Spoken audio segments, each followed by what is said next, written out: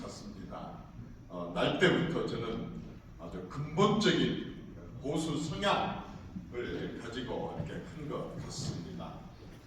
제 책꽂이에는 박정희 대통령과 관련된 책들이 20권이 넘습니다. 비서실장 그리고 그 당시에 경제 수석을 지냈던 분들과 대변인들이 쓴 글까지 전부 가져다 놓고 이렇게 늘 공부를 해 보면서 어렸을 때부터 지도자의 자세를 배워왔습니다. 그 중에 가장 그 많은 박정희 대통령의 많은 말씀 중에 제가 정치를 하면서 가슴에 새기고 있는 얘기는 내가 잘못했거든.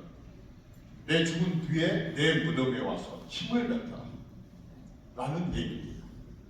그 얘기는 하는 동안에는 정말로 국민을 위해서 정말로 떳떳하게 당당하게 정의롭게 이렇게 했다고 하는 자신감이 있기 때문에 내가 잘못했다고 생각하고 내 죽은 뒤에 내 무덤에 와서 침을 뱉어라 이렇게 얘기를 하셨습니다. 저는 그런 정치를 해보고 싶었고 그런 삶을 살고 싶었습니다.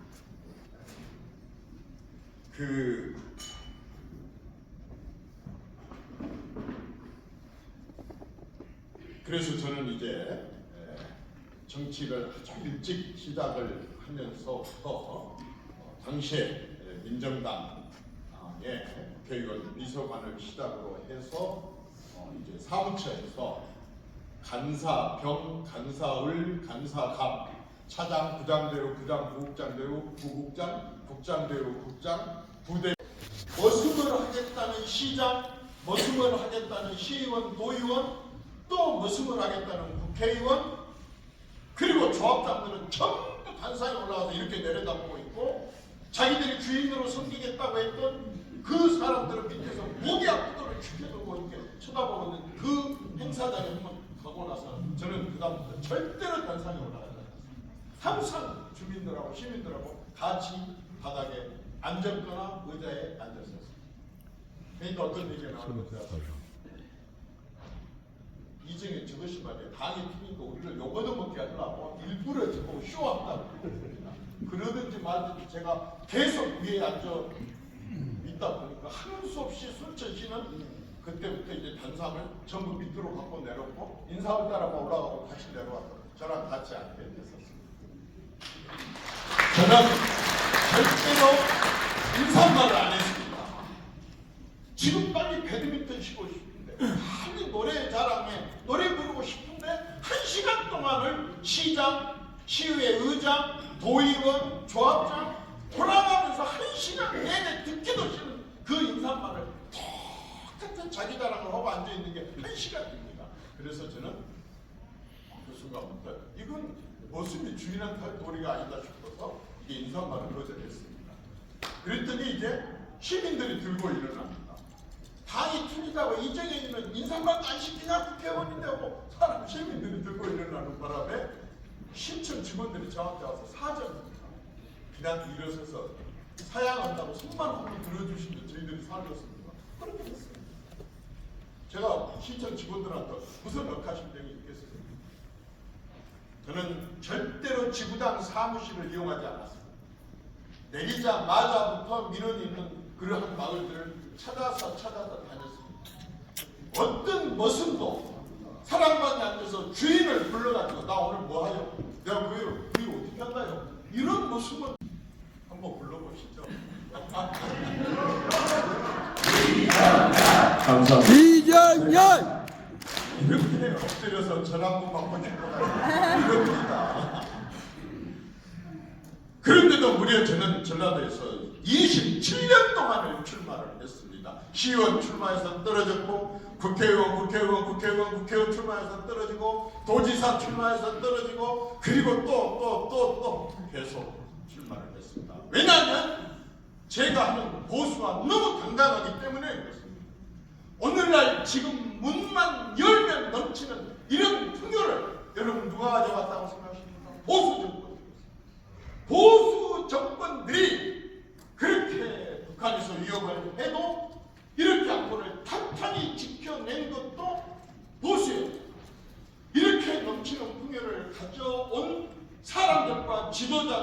전부 보수였습니다. 안 그렇습니까? 그런데 여러분, 놀랍습니다. 보수의 지도자 이승만, 보수의 지도자 박정희, 보수의 지도자 전두환, 보수의 지도자 노태우, 그리고 보수의 지도자였던 이명박과 박근혜, 지금 윤석열까지 똑같이 단 한 번의 예외도 없이 겪고 있는 거 있습니다. 뭔지 아십니까? 재임 중 내내 물러나라, 사퇴하라, 물러나라, 사퇴하라. 정말 거의 끌어내릴 정도로 다 똑같이 해요. 그 결과가 어떤 사람은 재임 중에, 어떤 사람은 사실상 그것 때문에, 어떤 사람은 물러나서도 굉장히 어려움을 겪고 있습니다. 예외가 없었습니다. 안 그렇습니까? 도대체 이렇게 일을 해놓고도 이렇게 끌어내리는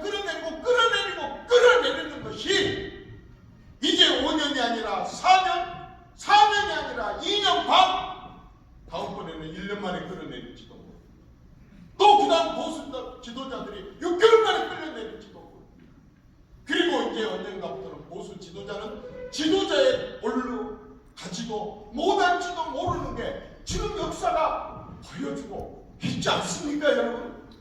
기가 막힌 현상입니다. 누가 오늘날 대한민국을 이렇게 만들어냈는데, 정말 저는 지금 윤석열 대통령을 봐도 저는 기가 막힙니다.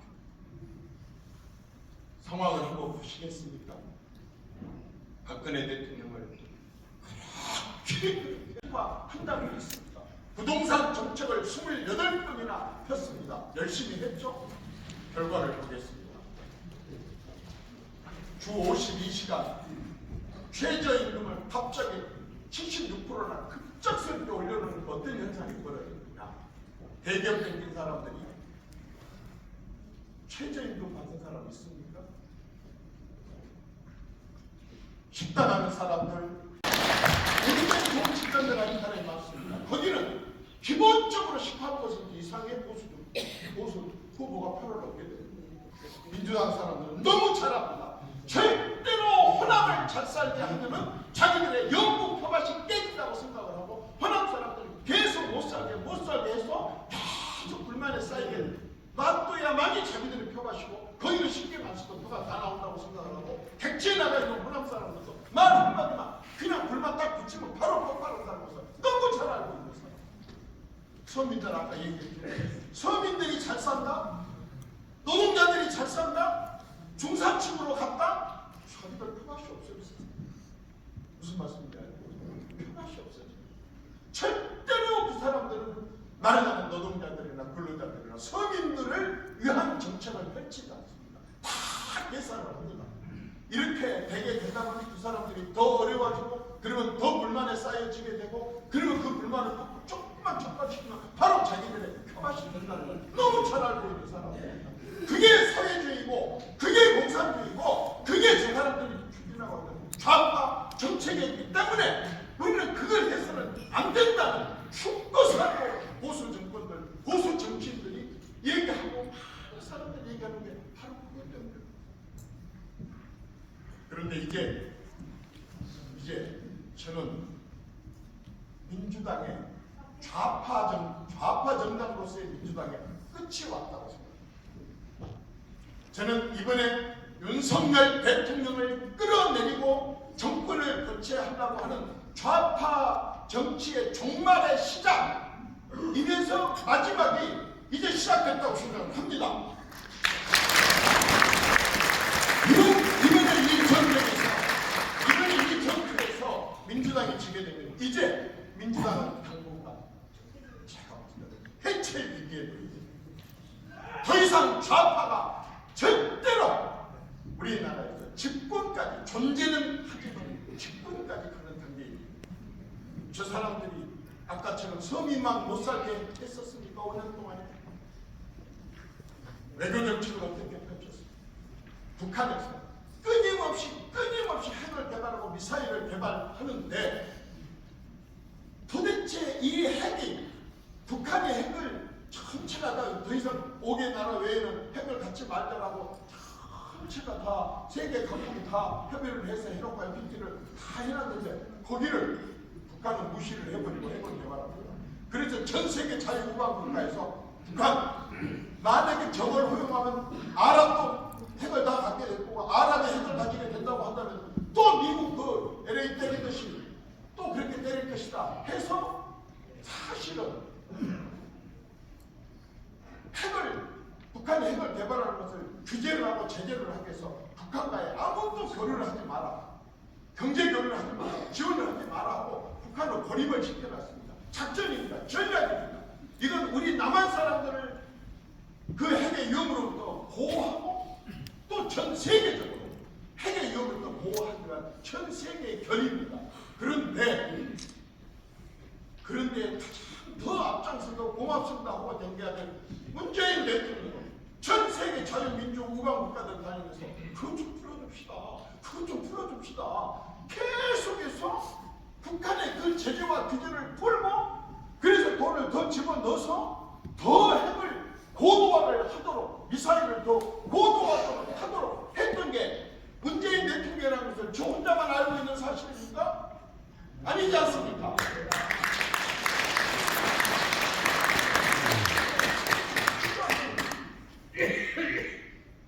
그러면서도 어떻게 했습니까? 중국에 가서는 그렇게 친중 정책을 펼치면서도 7번을 혼밥을 했습니다. 혼자 밥을 먹었다는 거예요. 혼밥을 했다는 거예요. 대통령이 외국에 나가게 되면 그 나라 지도자들과 그 나라 경제인들과 그 나라 과학자들과 그 나라의 많은 사람들이 서로 모시려고 합니다. 식사를 한번 모시려고 난리가. 어떻게 대통령 한 끼도 안 되는 국가 한 끼도 그 용납돼서 안 되는 말도 안 되는 국가적으로 무시당하는 건데 7개를 혼밥을 한단 말이에요. 어떻게? 그래놓고 중국에 가가지고 계속 이러면서 친중정책을 펼치고 있다. 북한에 가서는 어땠습니까? 이제 북한 핵을 완전히 말하자면 저지하겠다고 그렇게 큰 소리 치고 가서 북한하고 했습니다. 그래서 백두산까지 올라가서 손도 축해두고 사진도 찍고 길거리에서 어마어마한 사진도 찍고 했습니다. 끝까지 좋았습니까? 목구멍에 그게 넘어가는 소리를 들어야 됐습니까? 삶은 눈 대가리 소리를 들어야 되는 게 마지막에 그 사람들이 이룬 대북 정책의 성과 그것뿐이었습니까? 몇백억을 들여갖고 남북 간에 협력 사무소를 만들어 놓은 거예요. 보란듯이 국약을 설치하고 한꺼번에 평판을 지키는 이런 결과를 초래한 것이 대북 정책이었습니다. 이게 성과입니까? 기가 막힙니다. 미국의 트럼프가 한국에 와가지고 판문점 입구에 가서 어떻게 했습니까? 그 추운 겨울날 김정은이야 트럼프가 윤석열 같은 사람이 보수 후보로 나서가지고 그 정권을 5년으로 끝내고 정권을 교체를 시켰던 것입니다. 누가? 국민이. 대한민국 국민은 이제는 아주 똑똑한 4만 불 국민소득 4만 불. 그때 그 순간으로 봐서는 도저히 불가능한 일이었는데 그걸 했습니다.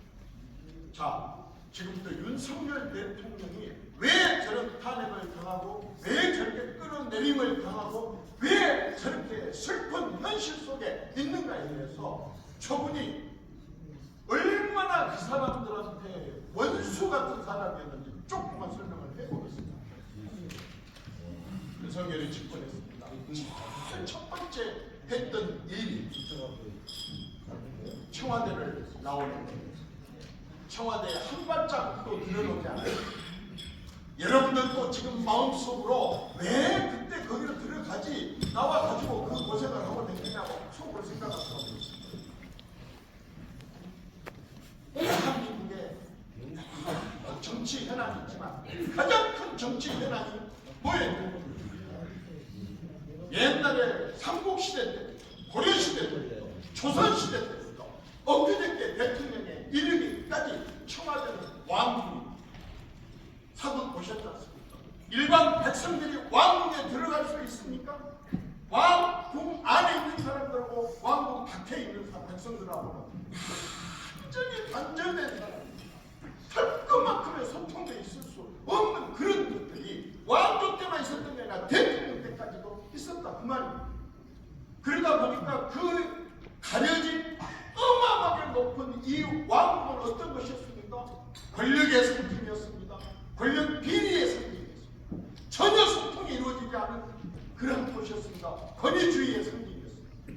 청와대에 근무한다는 그저 군대에 가갖고 청와대 어떤 배치 받아서 근무한 그 사람들도 다 청와대 근무에 그러면 거의 문자밥을 얻어먹을 수 있을 정도로 청와대는 그렇게 급발적으로 이렇게 민주주의 국가에 도달했음에도 불구하고 청와대라고 하는 이 공간 그 뒤로 이것을 이제 굉장히 많이 관행화하고 제도화하고 법제화하고 이렇게 되게 됐다고 한다면 이런 권위주의가 굉장히 무너질 수 있는 찬스가 온 것입니다. 그래서 출퇴근한 대통령 저희들이 청와대에 있을 때는 대통령 때 보고 하려면 차 타고 가야 돼요. 그러나 지금 저 대통령실은 그냥 비서들 심지어 행정관도 호로로 올라가고 바로 보고 오고 가서 거쳐 들고 와서 올 정도로 이렇게 되는 그런 상황이 있었어요. 처음에 했기 때문에 정착이 안 됐지만 이게 계속 정착될 수 있는 상황이었어요. 어마어마한 진짜 역사적인 어마어마한 일이 있었어요. 두 번째 윤석열 대통령이 했던 일. 여러분들이 잘 아시는 재정 박근혜 대통령까지 우리나라 부채가 660조였습니다. 국가 부채가 660조였습니다. 5년 동안에 1076조를 만들어내는 사람이 문재인. 보통 지금 윤석열 대통령 같은 경우는 3년 다 돼가고 있는데 추경을 한 번 했습니다.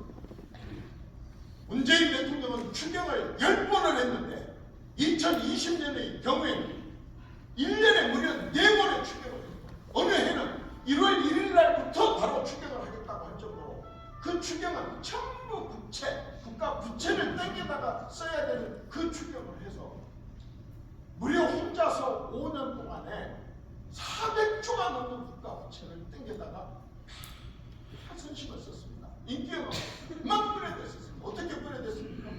코로나19에 어려운 사람들 돕는다고 하면서 대통령도 받고 삼성의 이재용이도 받고 똑같이 다 받을 수 있도록 이렇게 뿌려댔습니다. 이걸 도대체 몇 차례나 뿌려댔습니다. 이 돈이 어디서 나옵니까? 손주들, 증손주들, 여러분들이 얼굴 보지도 못했고 세상에 태어나지도 않은 우리 고손주들이 이 빚을 갚아야 되는 이런 국가 부채를 땡겨다가 자기는 표 나오게 하려고 인심 쓰고 선심 쓰는데 갖다 이 돈을 그렇게 뿌려대서 무려 400조가 넘는 6초만 해갖고 이때까지 12명의 대통령들이 졌던 빚이 660조였는데 혼자서 400조가 있어요. 윤석열 대통령이 되자마자 어떻게 했습니까? 나는 내가 얼굴도 보지 못한 우리 후손들이 갚아야 될 돈들을 땡겨다가 증수를 이런 소식을 했습니다. 해가지고 그때부터 긴축재정이 막 움켜졌습니다. 어느 정도 움켜지느냐? GDP 대비로 김대중 때 2%, 노무현 때 10%, 이명박 때 3%, 박근혜 때 6%, 문재인 때 14%를 갖다 썼던 돈을 3년 동안에 1.3%. 그리고 추경을 한 번 했습니다. 그 추경을 어떻게 해요?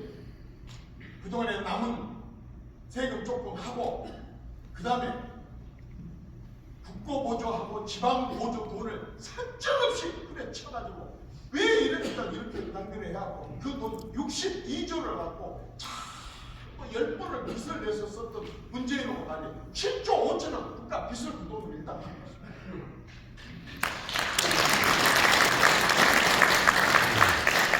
그러니까 이 돈이 문제가 아닙니다. 제일 큰 문제는 뭐냐면 가만히 있어도 뿌려주고 가만히 있어도 뿌려주니까 이 뿌려준 돈에 익숙한 국민들이 그 다음 대통령이 이 돈을 안 주면 어떻게 합니까? 들고 있고 왜그라고 이렇게 손가락질을 하면서 일본하고 적대시할 때 55만 일본에 살고 있는 우리하고 똑같은 우리 동포들 우리 핏줄들은 피가 팍 뻗쳐버립니다. 그게 대한민국 대통령의 할 짓입니까? 그런데 오로지 북한에서 일본에 대해서 그렇게 적대시한 그 부분들에 대해서 어쩌면 그렇게 그걸 잘도 받아다가 그런 짓들을 한다. 이명박 정부 때 독도를 방문한 이래로 12년 동안 일본 말하자면 정상회담이 떨어졌었어요. 윤석열 정부 들어와가지고 2년 반 동안 무려 13번 한일 정상회담을 했어요. 13번. 그리고 미국과는 어떻게 했습니까? 지금까지 우리하고 미국과의 외교는 안보, 경제, 그리고 일반 외교에 대한 그러한 관계였습니다. 69년 만에 한미 간의 외교의 관계가 승급이 됐습니다. 포괄 전략 동맹으로 바뀌면서 미국이 갖고 있는 첨단 산업 기술을 한국에다 제공합니다. 여러분들은 지금 박수 안 쳐도 되나?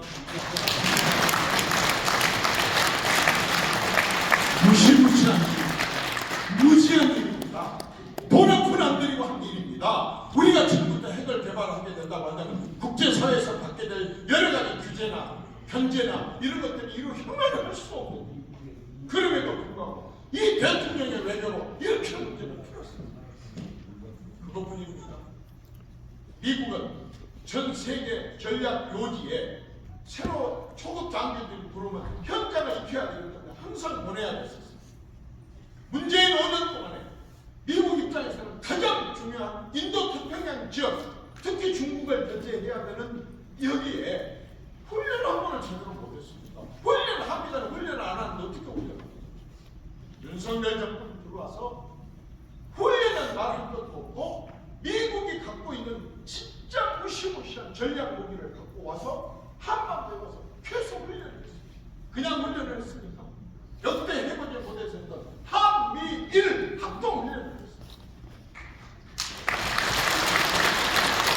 우리가 국민의 세금만 가지고 북한에 저러한 정말 오로지 남한을 침략해가지고 여기를 지그들 공산화를 시키려고 하는 그 목표만 가지고 있는 북한을 상대로 해서 똑같이 무기를 만들 것 같으면 어떻게 한국의 이 넘치고 넘치는 복지를 무슨 돈으로 해내겠어요? 이게 외교를 해야 되는 거 아니겠습니까? 그걸 윤석열 대통령이 전략적으로 해내죠. 부지런히 다니면서 전략적으로 해서 한미일 간에 그것만 했습니다. 최초로 대한민국 대통령 최초로 32개국에 가입되어 있는 나토에 연달아서 3년 동안 정상회담에 가서 거기 가서 나토 회의를 참여하는 유일한 한국의 가장 훌륭한 정치 지도자다. 그리고 그 뒤에 쭉 얘기를 합니다. 계속해서 몇 년 동안. 뭡니까? 윤석열은 탄핵으로 해갖고는 안 된다. 퇴임을 말하자면 퇴진을 지켜야 된다. 라고 한 얘기를 말하자면 그 민주당의 원탁 테이블에 항상 어른 노릇을 하는 분이 끊임없이 공개적으로 얘기를 합니다. 그분의 많은 그런 사람들 세계에서는 호메인이 온다. 그런데 뭡니까? 퇴진을 계속 얘기를 합니다. 그리고 민주당은 어떻게 했습니까? 2년 반 동안에 국회 정한 다수당 사람들을 데리고 어떻게 했습니까? 끊임없이 단일 사건, 단일 사람에 대한 공격만 했습니다. 누굽니까? 김건희. 공격할 수 있습니다.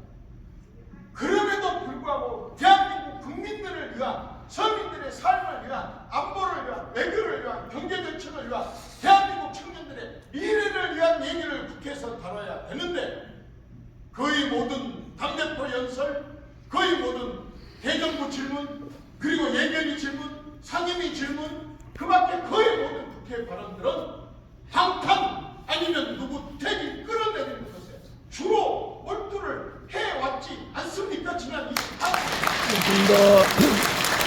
어떻게 지금 현상이 지금 이렇게 우연하게 여러분들 이렇게 이루어졌다고 생각한 사람 없을 거예요. 끊임없이 여러분들이 봐왔지 않습니까?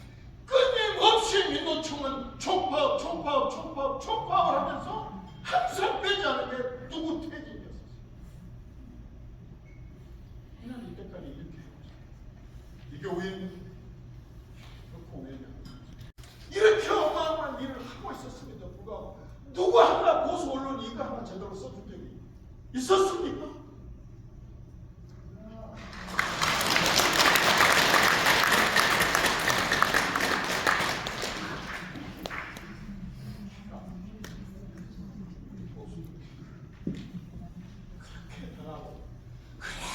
그렇게 당하고 누가 곰의 자손 아니라더니 그 미련 곰탱이가 당하고 또 당하고 또 당하고 또 당하고 똑같은 일을 또 당해도 그래도 또 똑같이 같이 우리 식구 욕하고 이게 지금까지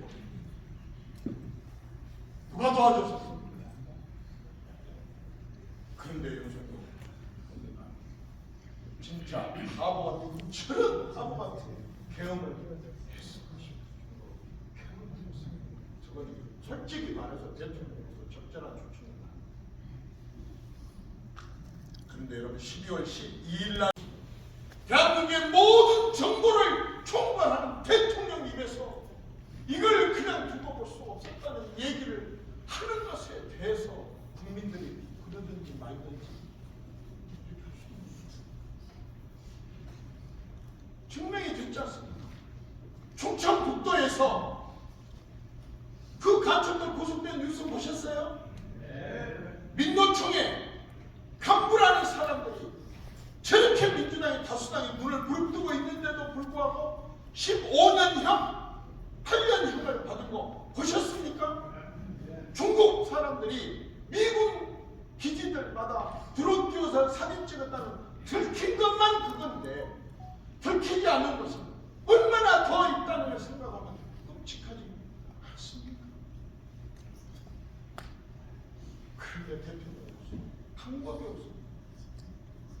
여러분 간첩을 잡아내는 옆에 이런 두 대표 부정의 문제가 제기되는데 절대로 선관위를 수사를 할 수가 없습니다. 압수수색을 안 됩니다. 왜 그렇습니까? 중앙선거관리위원회 위원장이 대법관입니다. 모든 지구당의 선거관리위원장들이 전부 판사들입니다. 이 사람들이 영장 발부를 안 해줍니다. 그리고 기계를 내놓지 않습니다. 그래서 다 불안해만 하고 있었습니다. 대통령이 지시했습니다. 대한민국은 특히 북한에서 사이버 사령부가 있어가지고 엄청나게 사이버에 대해서 우리가 공격을 해오니까 그 사이버에 해킹의 위험이 있는지 없는지만이라도 전 기관에 수사를 하자 한번 그 검토를 해보자고 점검을 해봤는데 선관위께 굉장히 취약하다는 게 나왔습니다. 해킹하고 들어갈 수 있는 취약하다는 게 작년에 나왔어요. 재작년에 나옵니다. 그런데도 수사를 할 수 없어요. 법치를 지켜야 돼. 민주주의를 지켜야 돼. 헌법 질서를 지켜야 돼. 대한민국의 대통령으로서 많이 이렇게 국민들을 의심하고 있고 실제로 가능성도 있어 보이는데도 수사 하나 못하는 것을 그냥 내 임기 맞추고 지나가고 뒤에 넘겨도 말고 이렇게 넘어가는 거지. 이제 커오고 있는 우리 자식들, 저 똑똑한 우리의 이 자식들, 손주들, 여러분들이 봐도 너무 똑똑하지 않습니까? 쟤들이 정말로 제대로 이 나라에서 혼란 없이 살아가기 위한 대한민국을 반석 위에 세워놓기 위해서 다들 나와서 저 고생을 하고 안 나오더라도 집에서 다들 유튜브를 보면서 좋아요를 눌러주고 그리고 댓글을 달아주고 이렇게 하면서 온 국민의 동참을 하는 거죠. 그게 4만 명 대한민국 국민의 수준입니다.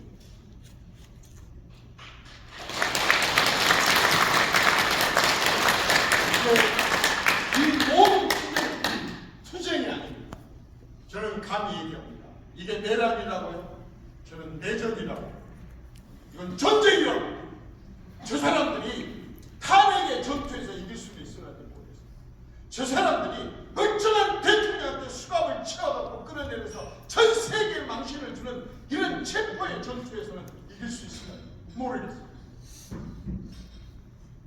그리고 내란이라고 하는 것에 대해서 어떻게 뒤집어 씌워서 저들이 전투에 이길지 모르겠어요.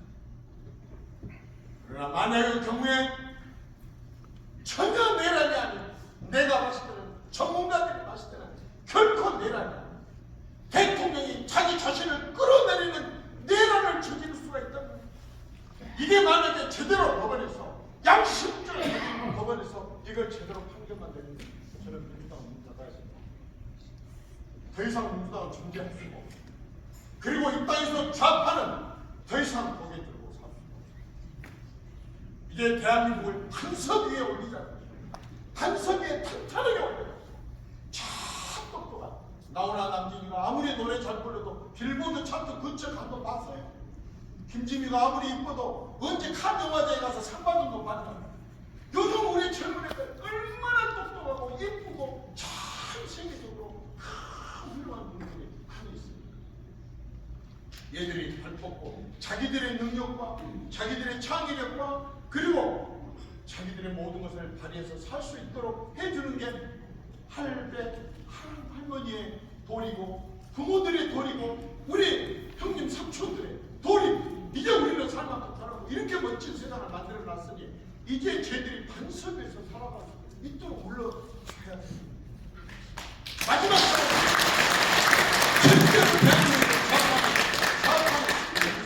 제가 단언컨대 이제 좌파를 끝장낼 수 있는 시작을 하는 마지막 시간이다.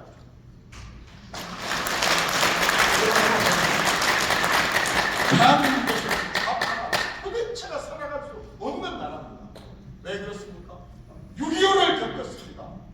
박정희 18년에 전두환이 7년에 노태우 5년 군사정권 30년을 겪으면서 이 땅에 공산당, 좌파는 좌익은 몇 사람이 살아갈 수 있을지는 모르지만 세력을 형성해서 이 나라를 뒤집을 수 없는 나라였었습니다. 그런데 어느 순간에 30년에 정말 같지도 않은 주사파들이 자기들끼리 공부하고 지하에서 얘기를 하면서 하는 전대협을 포함한 조직을 만들고 또 그 뒤에 한총련, 남총련을 만들고 또 그 뒤에 동부연합을 만들면서 그렇게 비밀조직을 만들었던 이 자들이 문재인 정권 때 비서실장, 당대표 송영길 거의 모든 요직을 다 찾아다니면서 사실상 저들이 최고로 자기들의 조직과 또 자기들의 모든 걸 발휘할 수 있는 마지막 기회를 그때 가졌었어요. 그런데 지금 이재명 운동권도 아니고 독립운동원 사람도 아니고 사실은 저쪽에 적자, 적통공 탄한 지 사람들이 왜 이재명이냐? 혹시 여러분 어렸을 때 김하전 해보셨습니까? 학교에서 김하전을 보고 선생님들이 네가 말해라, 네가 옆에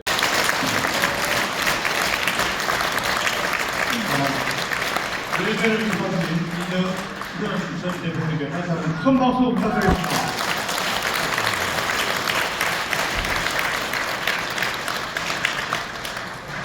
이어서 회장님께서 약간 득담